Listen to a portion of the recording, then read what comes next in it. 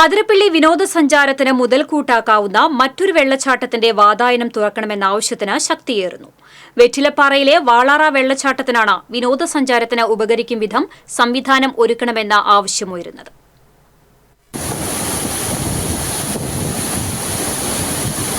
തോൽമേൽ മലയിടുക്കിൽ നിന്നും ആരംഭിക്കുന്ന വാളാറത്തോടിനോടനുബന്ധിച്ച വെള്ളച്ചാട്ടത്തിന് അതിരപ്പള്ളിയേക്കാൾ 1.5 മടങ്ങ് കൂടുതൽ ഉയരമുണ്ട്. 3 തട്ടുകളായി വെള്ളം താഴേക്ക് പതിക്കുന്ന അപൂർവ കാഴ്ച പക്ഷേ ഇപ്പോഴും പുറം ലോകത്തിന് അന്യം. വനസുരക്ഷയുടെ ഭാഗമായി ഇവിടേക്കുള്ള പ്രവേശനം നിരോധിച്ചിരിക്കുകയാണ്. 2.5 പതിറ്റാണ്ട് മുമ്പ് വരെ ചാലക്കുടി പ്രദേശത്തെ ആളുകൾ സാഹസിക യാത്രയെന്ന നിലയിൽ വെള്ളച്ചാട്ടത്തിലെത്തുമായിരുന്നു. എന്നാൽ പിന്നീട് വനം വകുപ്പ് കർശന വിലക്കേർപ്പെടുത്തി. അക്കാലത്ത് പാറക്കെട്ടിൽ നിന്ന് വീണ് 2 യുവാക്കൾ മരിച്ചതും തടസ്സത്തിന് കാരണമായി. തുലാവർഷത്തിൽ ജീവൻ വയ്ക്കുന്ന തോടും വെള്ളച്ചാട്ടവും കടുത്ത വേനൽ വരെ നീളും.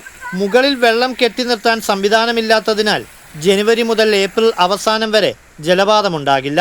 നിശബ്ദമാക്കുകയാണ് പതിവ്. എന്നാൽ വെള്ളച്ചാട്ടത്തിന് താഴെ വിശാലമായ വട്ടക്കുളം ഒരു കാലത്തും വറ്റാറില്ല.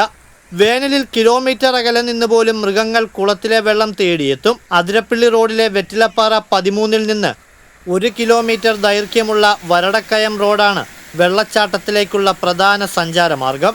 ഇവിടെ നിന്നും തോടിന് സമാന്തരമായി 1.5 കിലോമീറ്റർ വനഭൂമിയിലൂടെ സഞ്ചരിച്ചാൽ വാളാറ വെള്ളച്ചാട്ടത്തിന് താഴെയെത്തും.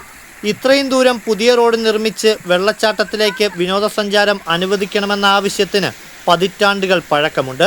8 വർഷം മുൻപ് അന്നത്തെ MLA ജില്ലാ ടൂറിസം പ്രൊമോഷൻ കൗൺസിലുമായി ബന്ധപ്പെട്ട് ഇതിനായി സർവേ നടത്തി. പിന്നീട് തുടർ പ്രവർത്തനം നിലച്ചു. കഴിഞ്ഞ ദിവസം ചേർന്ന വനം വകുപ്പ് ഉദ്യോഗസ്ഥരുടെ യോഗത്തിൽ ചാലക്കുടി MLA സനീഷ് കുമാർ ജോസഫ് വാളാറ വെള്ളച്ചാട്ടത്തിൻ്റെ സാധ്യത ശ്രദ്ധയിൽപ്പെടുത്തി.